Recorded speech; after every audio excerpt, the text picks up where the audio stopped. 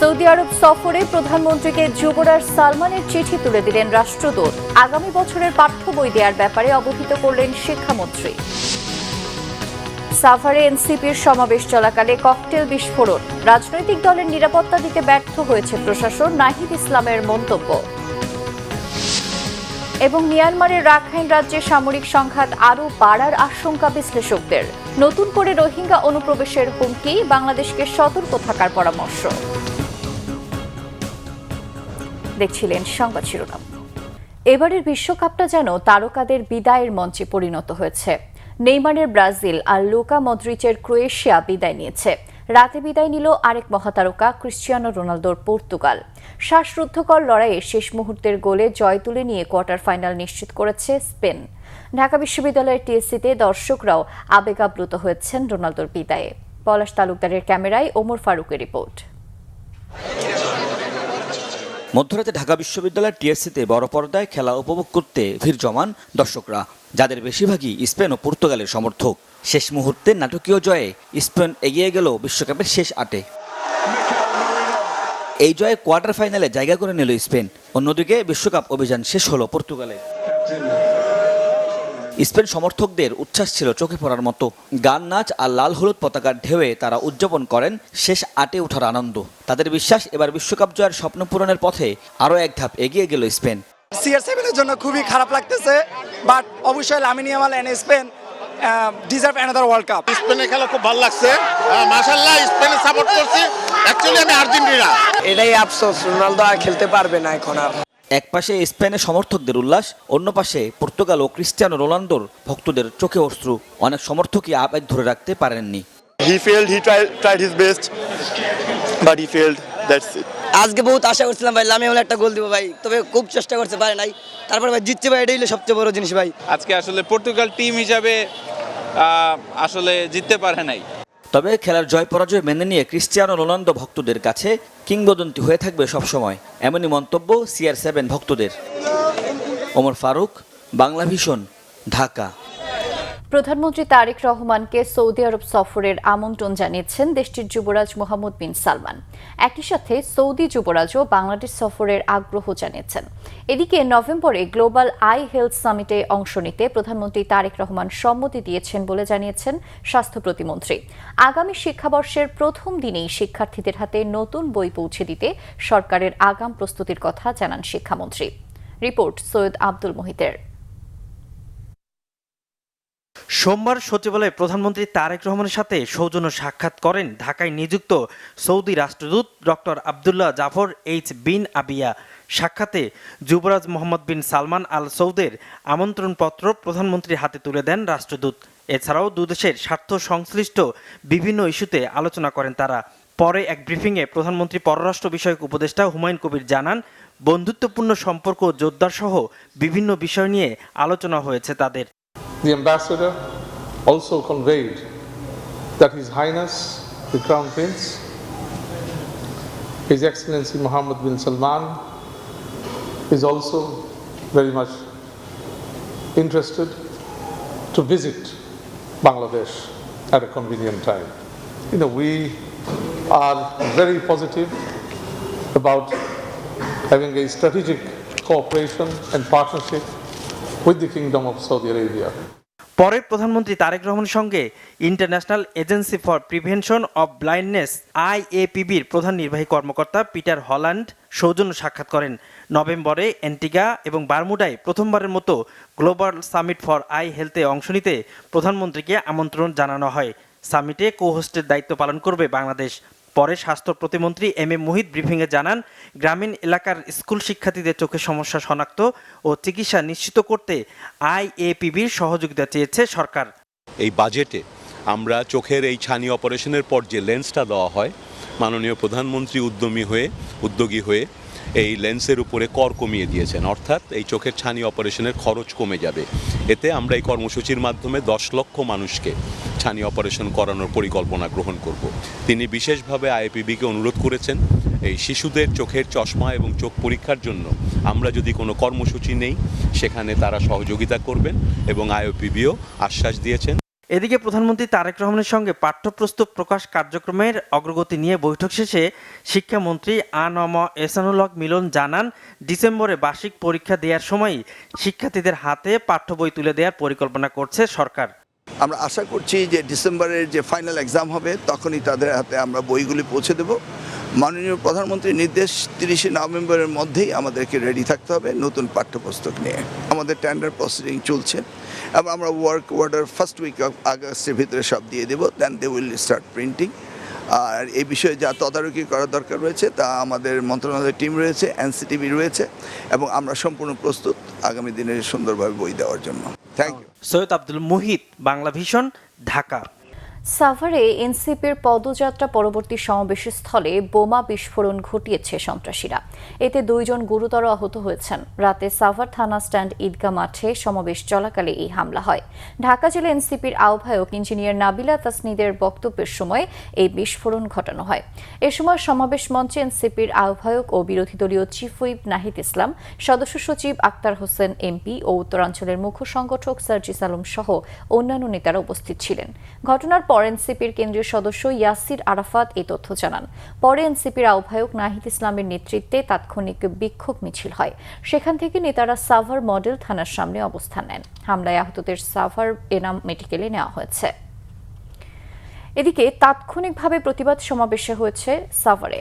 সেখানে বক্তৃতায় এনসিপি আহ্বায়ক নাহিদ ইসলাম অভিযোগ করেন, রাজনৈতিক দলের সমাবেশে নিরাপত্তা দিতে ব্যর্থ হয়েছে প্রশাসন।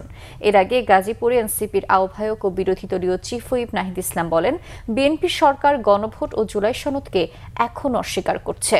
জুলাই গণঅভ্যুত্থানের দ্বিতীয় বর্ষপূর্তি উপলক্ষে 36 দিনব্যাপী কর্মসূচি জুলাই পদযাত্রা শুরু করেছে জাতীয় নাগরিক পার্টি এনসিপি। এরই অংশ হিসাবে সোমবার বিকেলে গাজীপুরের কালীগঞ্জ থেকে শুরু হয় এই কর্মসূচি, যার মূল লক্ষ্য গণভোটের রায় বাস্তবায়ন, কর্মসংস্থান ও সীমান্ত সুরক্ষা নিশ্চিত করা। এতে দলটির শীর্ষ নেতারা অভিযোগ করেন, বর্তমান সরকার জুলাই বিপ্লবের আকাঙ্ক্ষা ও গণরায়ের সাথে বিশ্বাসঘাতকতা করছে।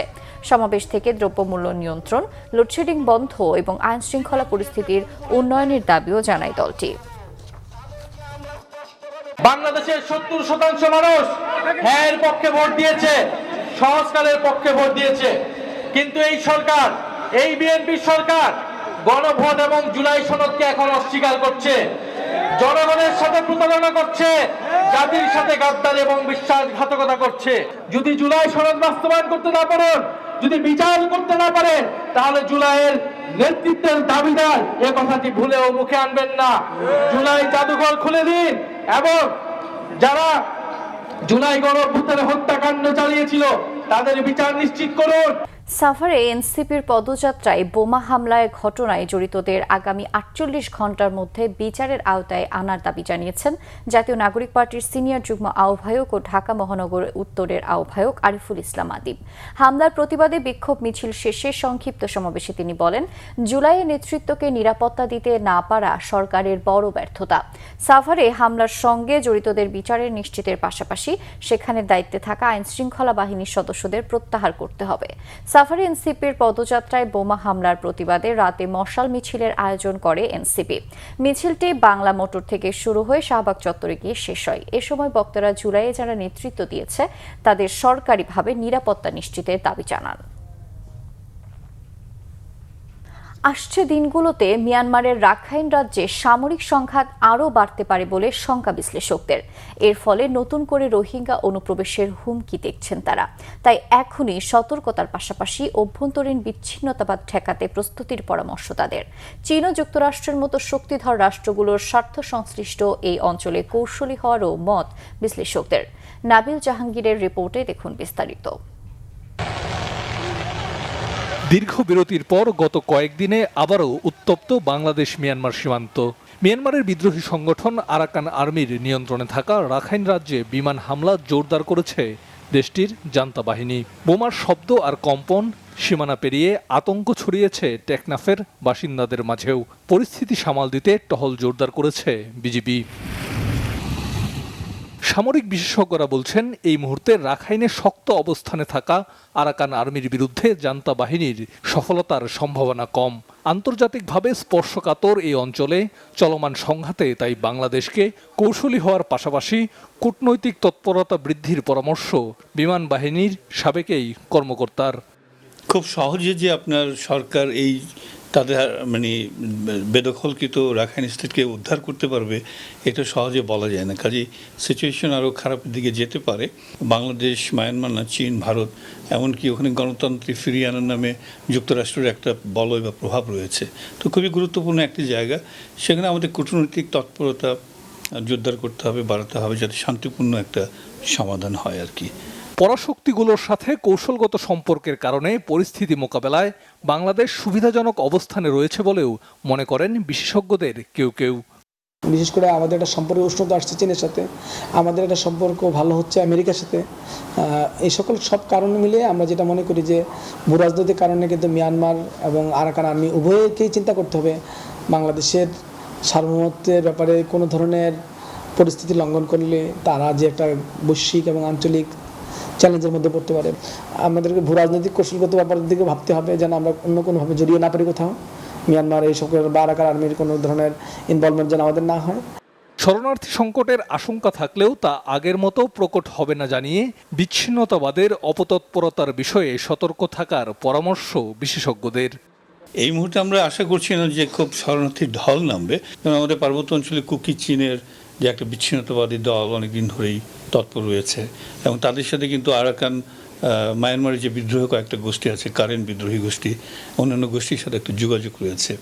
তো এইটা নিয়েও দুশ্চিন্তার কারণ আছে, কারণ যে পার্বত্য চট্টগ্রামকে তারা আলাদা রাষ্ট্র হিসেবে দেখতে চায়। বাংলাদেশ সরকার খুব সিরিয়াস, তাদেরকে তো এখনই এটা বার্তাও দেওয়া উচিত, সিরিয়াস আছে, বার্তাও দিতে হবে, কারণ অনেক সময় এটা হয়। কিন্তু আমাদের বর্ডার আর্মি যেভাবে আছে এখন, বর্ডারে যারা ফোর্স আছে, বিজিবি আছে, তারা এতটা শক্তিশালীভাবে কাজ করছে যে তাদের এখানে এই ধরনের সুযোগ এখন আর কেউ পাবে না। কারণ আপনি জানেন আমরা কিন্তু অলরেডি অন্যান্য দেশের পুশিং সংখ্যার মধ্যেও আছি, তো কেউ কিন্তু এই পুশিং সংখ্যাটা কার্যকর করতে পারছে না। যেখানে আরও অন্যান্য আঞ্চলিক বড় শক্তিগুলো পারছে না, সেখানে এটা আমার কাছে মনে হয় না কার্যকর হবে। নাফ নদীর ওপারের রক্তাক্ত সংঘাত শেষে শান্তি ফিরবে, রোহিঙ্গা সংকট থেকে মুক্তির পথ খুঁজে পাবে বাংলাদেশ, এমনটাই প্রত্যাশা। নাবিল জাহাঙ্গীর, বাংলা ভিশন, ঢাকা। রোহিঙ্গা সংকটের টেকসই সমাধানে আন্তর্জাতিক সম্প্রদায়কে আরও কার্যকর ভূমিকা রাখার আহ্বান জানিয়েছেন বিশিষ্টজনরা। রাজধানীর উত্তরায় Bangladesh institute of Islamic thought আয়োজিত এক গোল টেবিলে এই আহ্বান জানান তারা। এর সহ আয়োজক ছিল সেন্টার ফর সিভিলাইজেশনাল ডায়ালগ। বৈঠকে সভাপতিত্ব করেন সিসিডির প্রতিষ্ঠাতা প্রেসিডেন্ট ও বিআইআইটির মহাপরিচালক অধ্যাপক ডক্টর এম আব্দুল আজিজ। প্রধান অতিথি ছিলেন তুরস্কের প্রেসিডেন্ট রিসেপ তাইয়েব এরদোয়ানের সাবেক প্রধান উপদেষ্টা প্রফেসর ইয়াসিন আক্তাই। তার বক্তব্যে বিপুল সংখ্যক রোহিঙ্গাকে আশ্রয় দেয়ায় বাংলাদেশের প্রশংসা করেন ইয়াসির আক্তাই। গ্লোবাল ইউনিভার্সিটির সাবেক ভিসি ডক্টর আনিসুজ্জামান, ইসলামী বিশ্ববিদ্যালয়ের সাবেক VC doctor Naqib Mohammad Nasrullah, new নেশনের সাবেক সম্পাদক মোস্তফা কামাল মজুমদার গোলটেবিলে আলোচনায় অংশ নেন।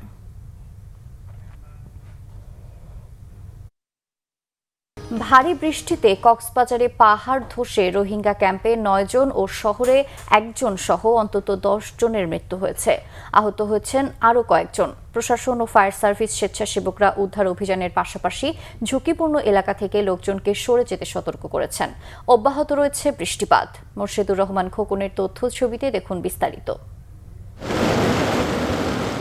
টানা ভারী বৃষ্টিতে কক্সবাজারে সোমবার ভোরে উখিয়ার জামতলী, কুতুপালং ও বালুখালী রোহিঙ্গা ক্যাম্পে আলাদা 3টি পাহাড় ধসের ঘটনায় নারী ও শিশুসহ 9 জনের মৃত্যু হয়েছে। এর মধ্যে জামতলী ক্যাম্পে একই পরিবারের 3 জন, কুতুপালং ক্যাম্পে 1 শিশু এবং বালুখালী ক্যাম্পে নারী ও শিশুসহ 5 জন প্রাণ হারান। আহত হয়েছেন আরও কয়েকজন।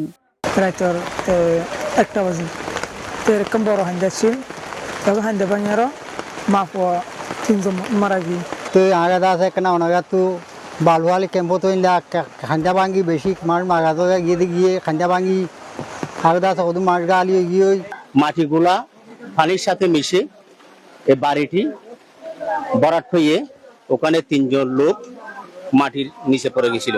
আমার স্বামী মাটির নিচে, আমি স্বামী ডাকেছিলাম, আমরা এখানে 13 বছর এখানে থাকছি যে পাহাড়ে হাসা বছর বাড়ি করতেছে যে পাহাড় কোনোদিন দোষে পড়ে নাই। কক্সবাজার শহরের 12 নম্বর ওয়ার্ডের ছাত্তারঘোনা এলাকায় ভোরে পাহাড় ধসে একই পরিবারের 3 জন মাটি চাপা পড়ে। স্থানীয়রা তাদের উদ্ধার করে হাসপাতালে নিলে আলী আকবর নামে একজনকে মৃত ঘোষণা করেন চিকিৎসক। স্থানীয় কাউন্সিলর বলছেন, বারবার বলা সত্ত্বেও লোক ঝুঁকিপূর্ণ পাহাড়ে অবস্থান করছে। পাহাড় কাটাটা যদি রোধ করা হয় তাহলে এই যে ছোট ছোট যে পাহাড় কেটে ঘরগুলো এখানে বিক্রি করা হয় জায়গাগুলো, এই বিক্রিটাও বন্ধ হবে। এই যে সাধারণ মানুষ যারা অল্প টাকা দিয়ে পায় বিদায় এই যে জীবনের ঝুঁকি নিয়ে পাহাড়ের নিচে জায়গাগুলো কিনে একটা ঘর করে, এটাও বন্ধ হবে। এদিকে জেলায় 24 ঘন্টায় 167 মিলিমিটার বৃষ্টিপাত রেকর্ড করেছে আবহাওয়া অধিদপ্তর। বঙ্গোপসাগরে অবস্থানরত সুস্পষ্ট লঘুচাপ ও সক্রিয় মৌসুমী বায়ুর প্রভাবে আগামী 2 দিন ভারী বৃষ্টি অব্যাহত থাকতে পারে।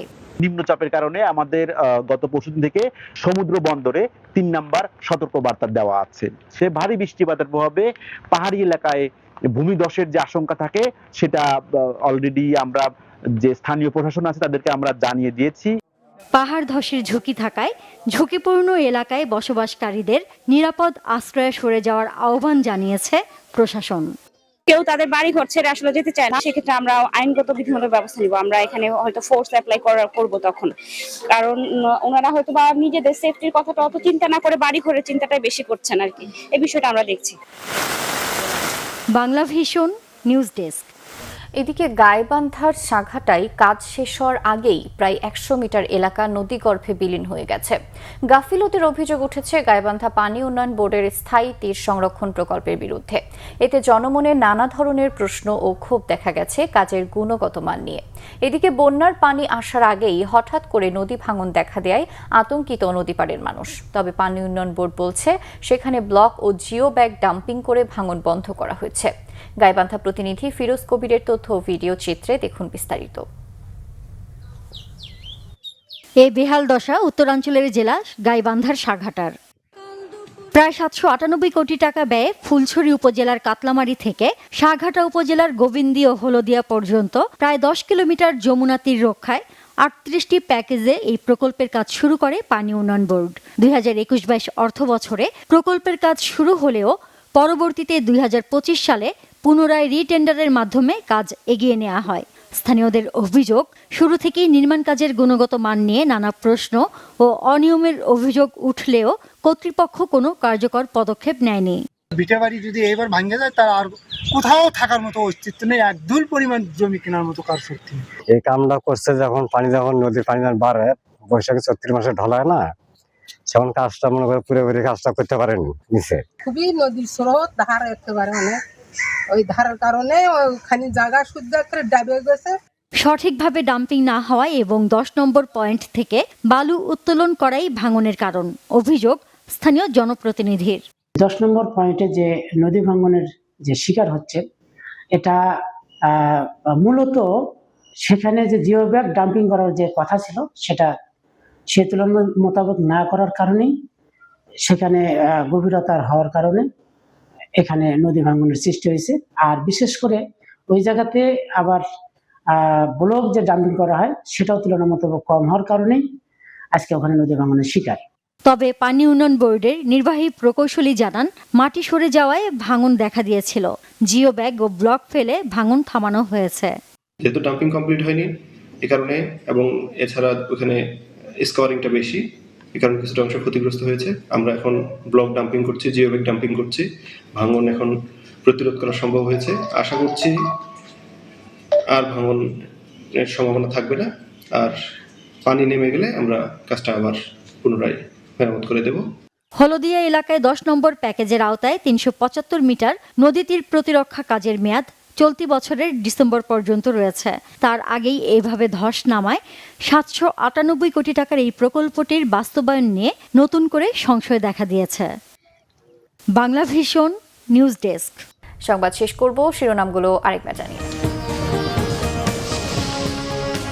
সৌদি আরব সফরে প্রধানমন্ত্রীকে যুবরাজ সালমানের চিঠি তুলে দিলেন রাষ্ট্রদূত। আগামী বছরের পাঠ্য বই দেওয়ার ব্যাপারে অবহিত করলেন শিক্ষামন্ত্রী। সাভারে এনসিপির সমাবেশ চলাকালে ককটেল বিস্ফোরণ, রাজনৈতিক দলের নিরাপত্তা দিতে ব্যর্থ হয়েছে প্রশাসন, নাহিদ ইসলামের মন্তব্য। এবং মিয়ানমারের রাখাইন রাজ্যে সামরিক সংঘাত আরও বাড়ার আশঙ্কা বিশ্লেষকদের। নতুন করে রোহিঙ্গা অনুপ্রবেশের হুমকি, বাংলাদেশকে সতর্ক থাকার পরামর্শ। এই ছিল এখনকার মতো। পরের সংবাদ সকাল 10টায়। এর আগে 9টায় রয়েছে নিউজ টপ 10 দেখার আমন্ত্রণ রইল। ধন্যবাদ সবাইকে।